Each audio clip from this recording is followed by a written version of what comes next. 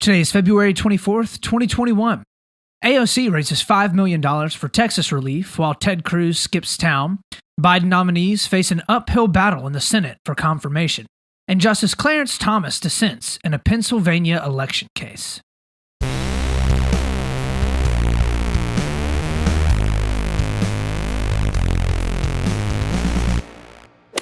Welcome back, Split the Difference friends and Split the Difference family. We got another fantastic episode for you here bright and early on this Wednesday morning. I know it's been a little while since we last met, but that was just because we wanted to make sure we were bringing you all the best news and insights from both the left and the right side of the aisle. We're doing our best to look at the good and the bad and the ugly from both sides and split it and find that sweet, sweet truth that lies right there in the middle. If you're new with us, that's our goal. We want to be able to cultivate and create a bit of a community in this divisive political world that is able to parse through all the information that we're getting and eventually reach across the aisle and have conversations with and look into things that we may not always agree with, but that we know the opinions are well informed and we're okay with having those difficult conversations, because at the end of the day, that's the only way that this political divide can be bridged.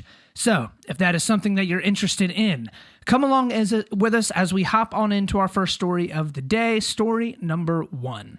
So for our first story of the day, Alexandria Ocasio-Cortez raises money while Ted Cruz raises eyebrows.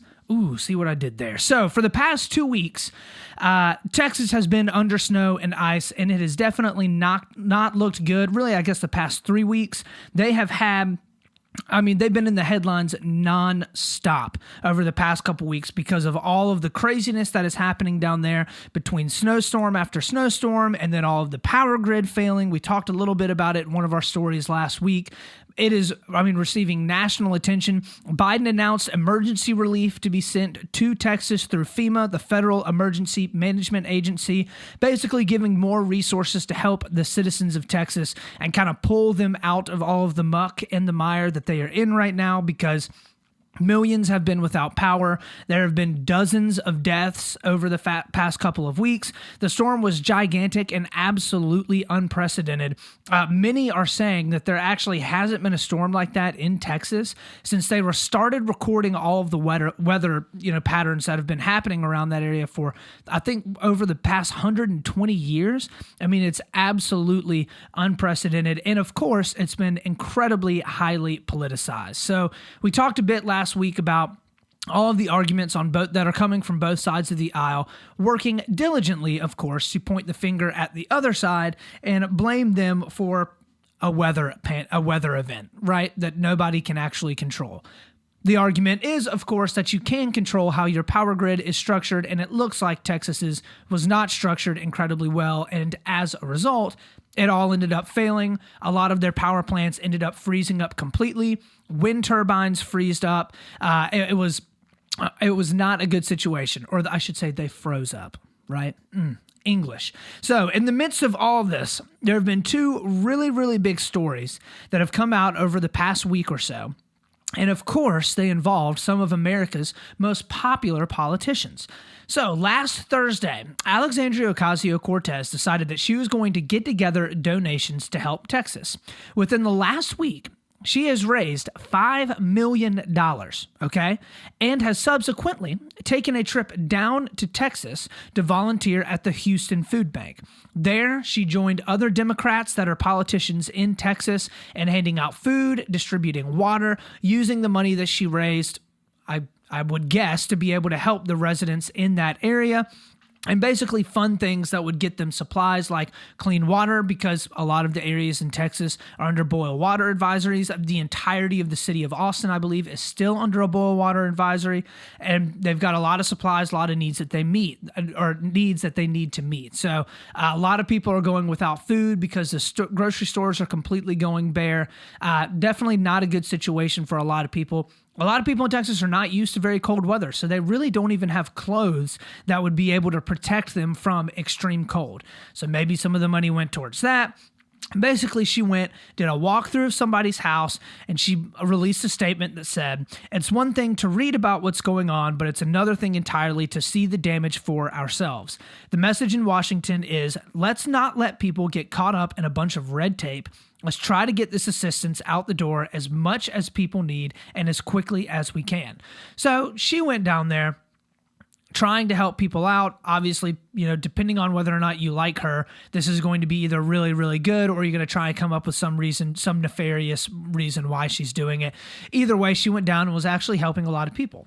At the same time that all this was going on, good old Republican Senator Ted Cruz decides that he wants to take a little family vacation and trip with his family down to Cancun to avoid all of the snow and ice. Like an absolute dingus, this man boards a plane, rents out a room at the Ritz-Carlton in Cancun, flies his family down there, and of course, when people find out about it, it absolutely explodes. So Ted Cruz, like every other normal politician, comes out and says that the only reason that he went is so that he could chaperone his daughters on a trip. He basically was just trying to be a good dad, trying to help out. His kids said that they really wanted to be able to take a vacation, and him and his wife Heidi just decided, well, who are we to say no to our daughters? Let's go ahead and take them down on an all-expenses-paid trip to Cancun. So they get down there.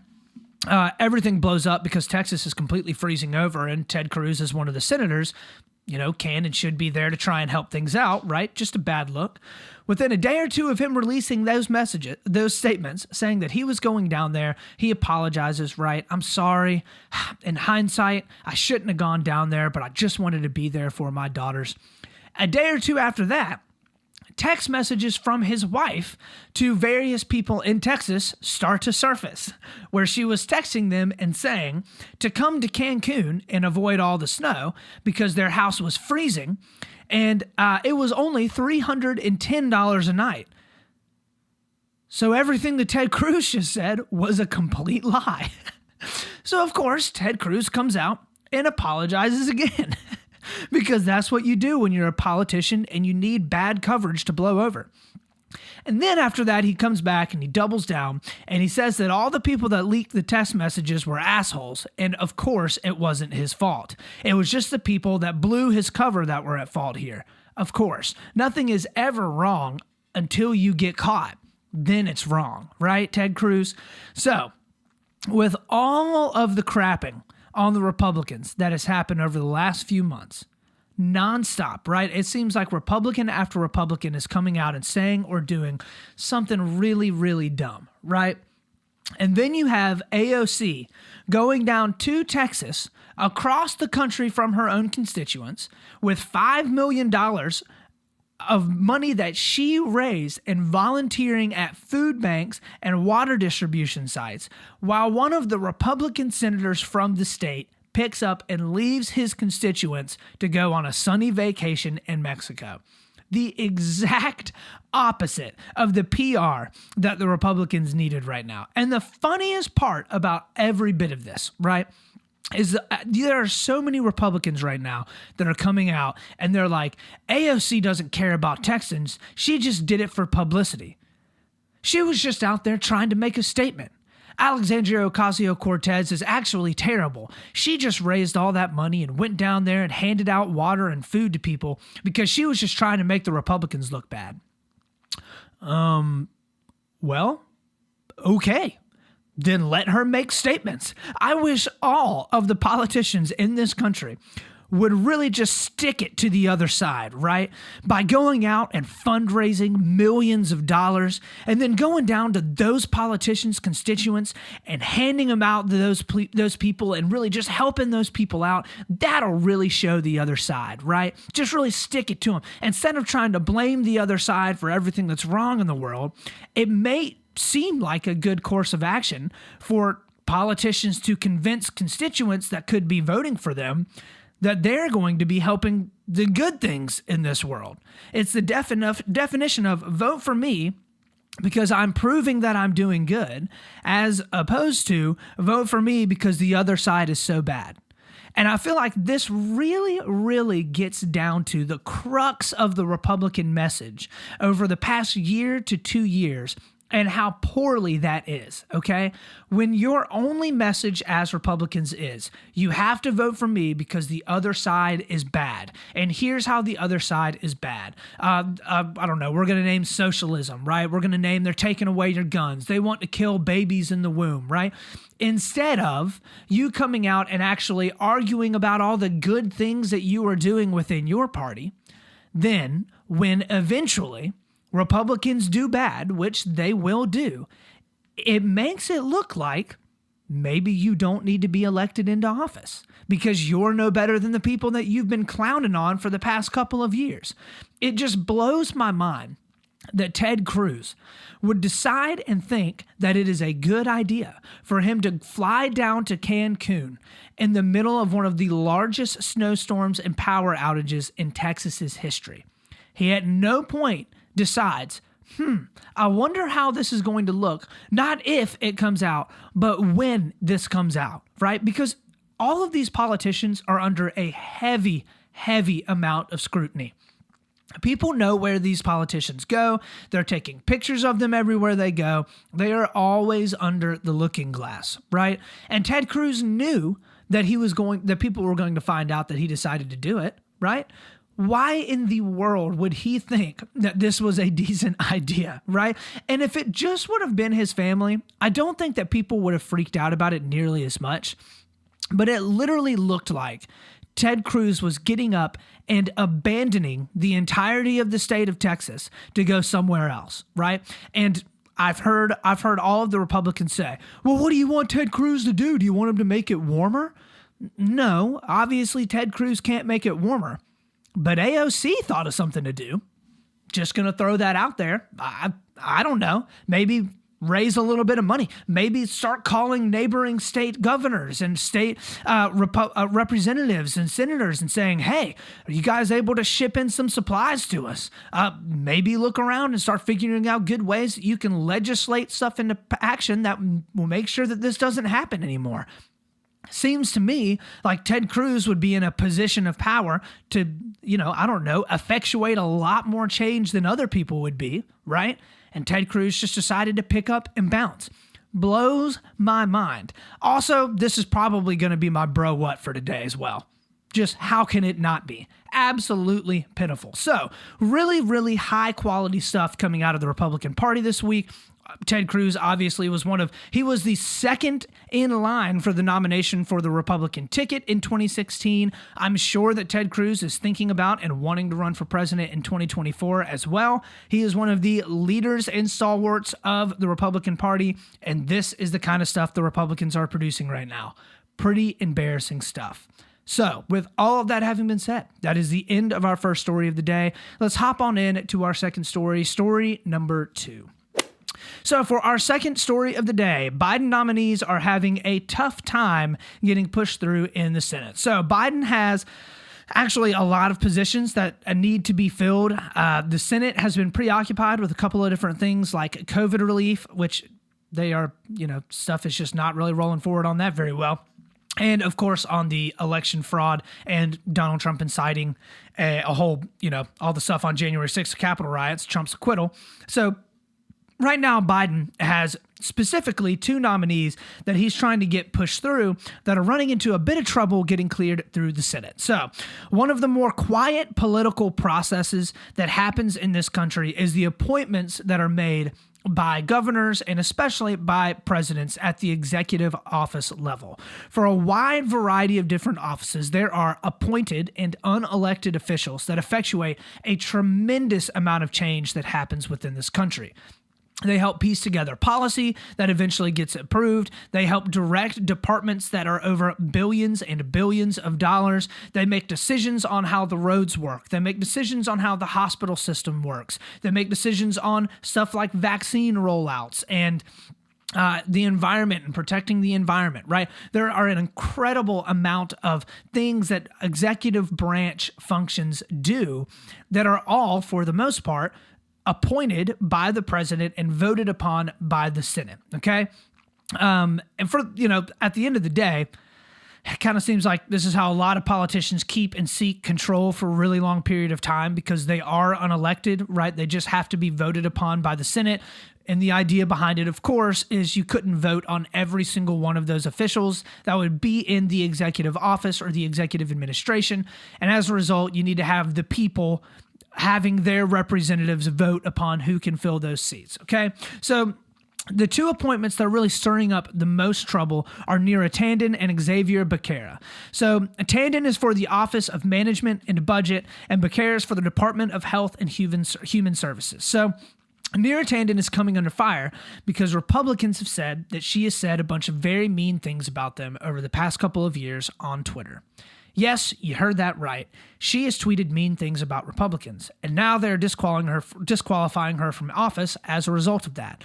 They're saying that she's too partisan, right? Like she has come out, she said mean things. So let's read a few things that she said. Okay, one example includes she called Susan Collins the worst. Another, she called Tom Cotton a fraud. And then she actually said one time, vampires have more heart than Ted Cruz, which is extremely funny in light of what happened over this past week. And then lastly, another one was she called Mitch McConnell Moscow Mitch and Voldemort, okay? Almost all of which are objectively incredibly hilarious, right? Especially the one about Ted Cruz. And, I mean, how can you Moscow Mitch? Like, come on, that's pretty funny. So it's because of these all incredibly partisan and negative statements, the Republicans say that she is not qualified for the office, right? How is she going to be able to work with Republicans if she said mean things about them, okay? The left, on the other hand, calls bull hockey on all of that, namely because of the president and the entirety of the right just embraced for the past 4 to 5 years. All of the absolutely awful things that Donald Trump said on Twitter on a very, very frequent basis, once calling an ex-lover and former porn star Stormy Daniels a horseface, at one point alluding to being able to beat up Joe Biden in a physical altercation after calling him mentally slow and physically weak. Trump said some absolutely horrible things, and yet there were very, very few calls on the right side of the aisle to have Trump silenced from Twitter or saying that he was unfit to be able to perform the duties of his office because he would not be able to work in a bipartisan fashion because he said some incredibly mean things about Democrats. No, everything that Donald Trump said was perfectly fine. So the argument from the Republicans is basically that she's too partisan. She obviously doesn't like them, okay? Honestly, fair, okay? Definitely is true.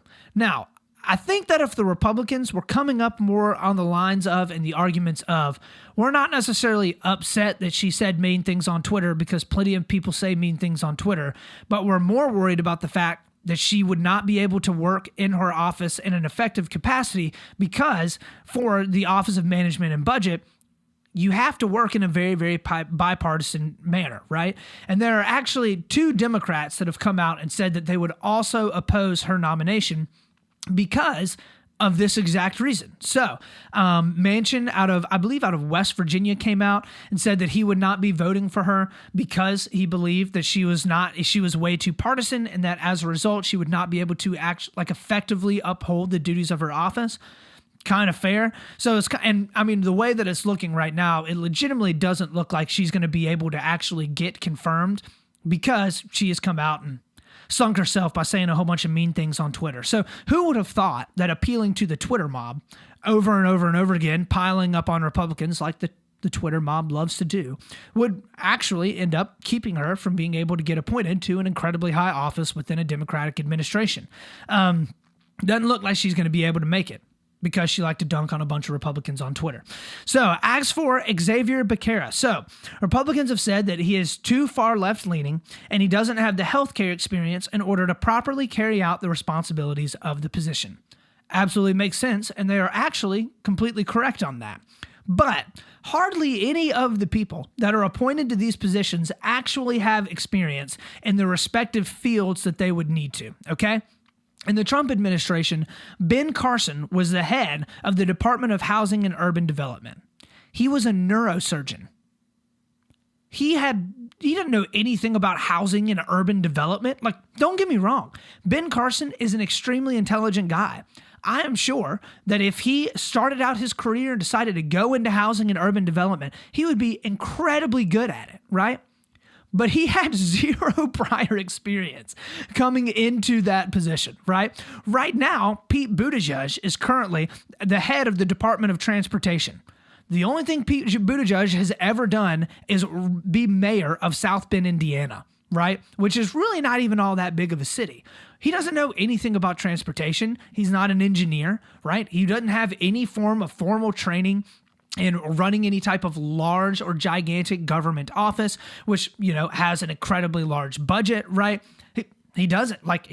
They know that Pete Buttigieg is probably going to be a shining star for the Democrats at some point in the future. So they've got to be able to get him up, put him in some type of position of political power so that he gains the experience necessary in order to be able to continue on in his Democratic political career. It's a very, very clear and easy way to be able to stay in politics and run for office and keep your name top of the payroll for a very, very long time.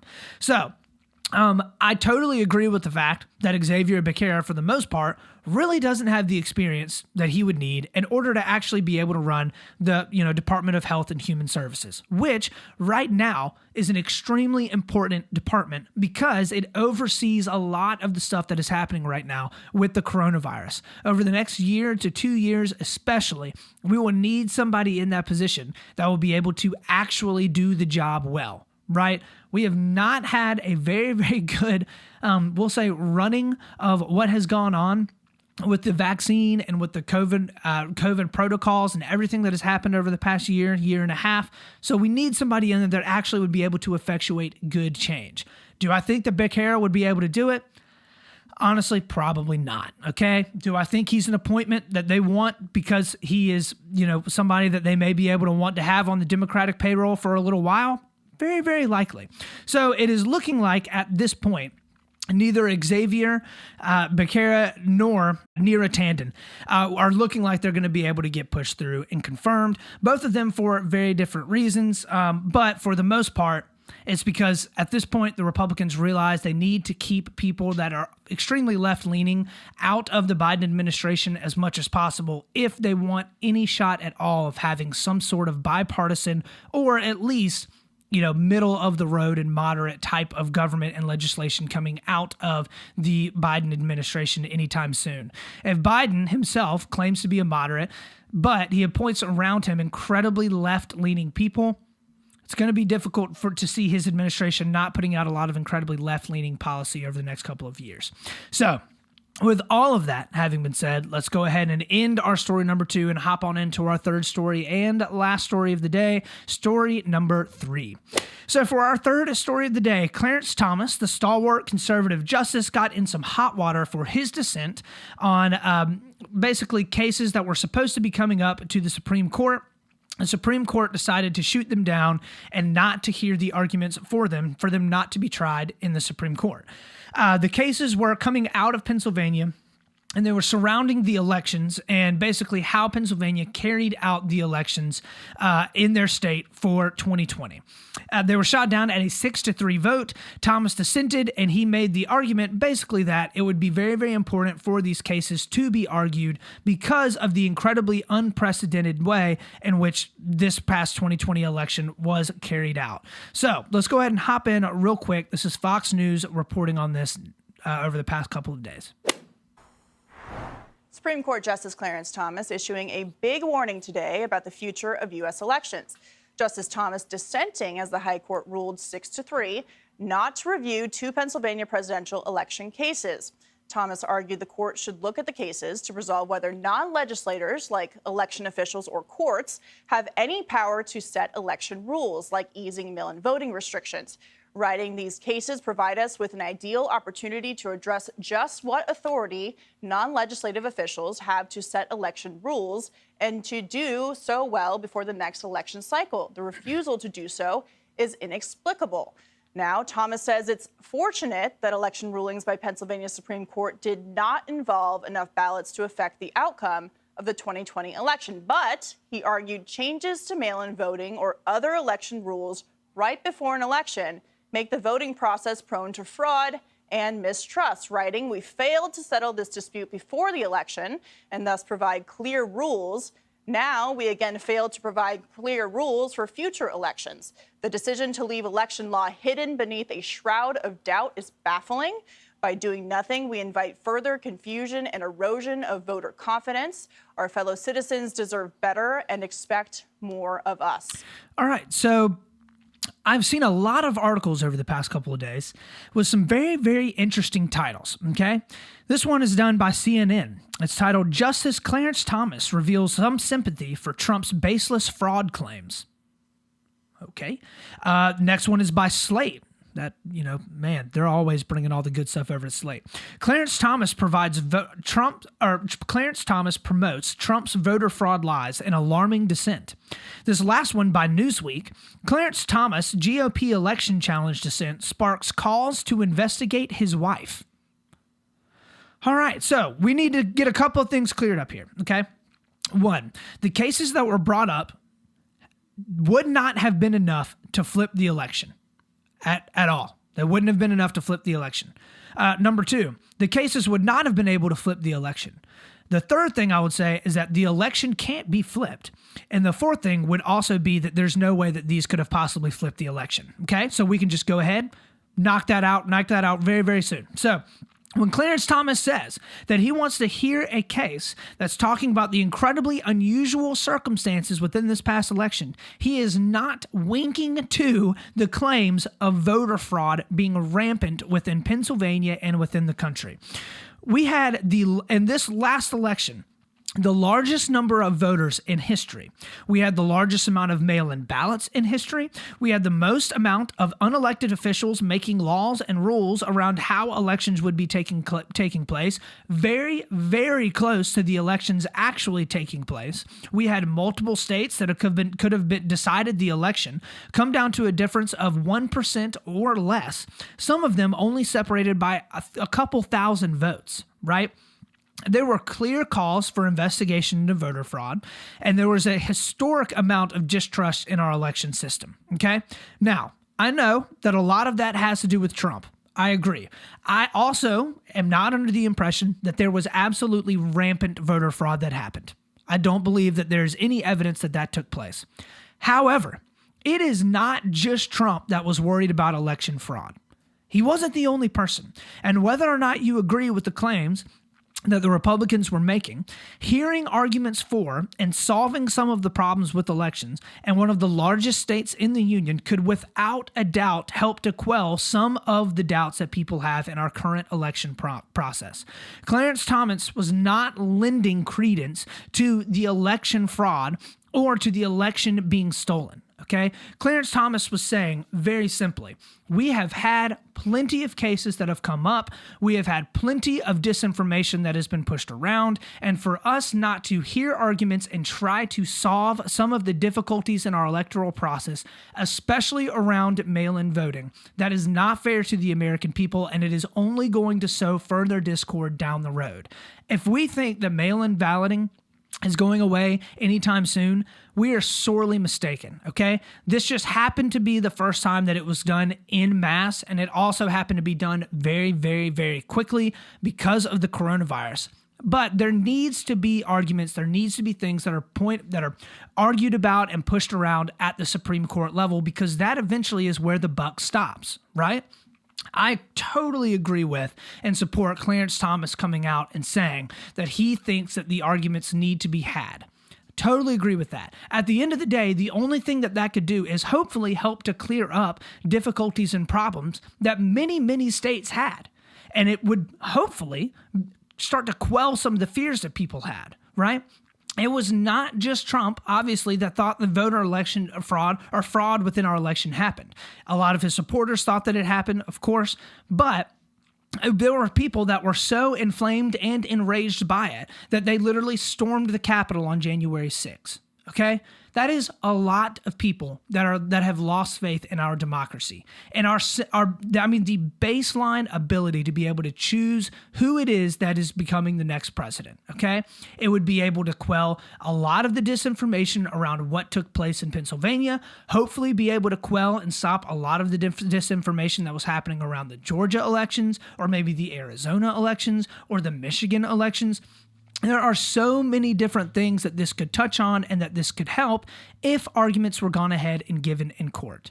But I just wanted to go ahead and clear that up. I don't think that Justice Thomas was standing up there and saying that he agreed with Donald Trump. I think that Justice Thomas was simply saying it is important for the arguments to be had. So with all of that, that is the end of our third story of the day. We will go ahead and wrap our show up there. Thank you for stopping in and for checking us out today. Remember, as always, to look me up on Instagram at Split the Difference Podcast. I'm on Facebook at Split the Difference and on YouTube at Split the Difference as well. Please check me out on my website at splitthedifference.com with 1 T. Find me in all those places and give me likes and subscribes and all of the thumbs up that you can, because those things help when they go an extremely long ways in helping me to be able to get my story and my messages out there to many, many more listeners that may want to hear. As always, y'all, remember, we're going to do our best to stay level-headed. Of course, we're going to be reasonable, and we're always going to split the difference. This is Austin Taylor.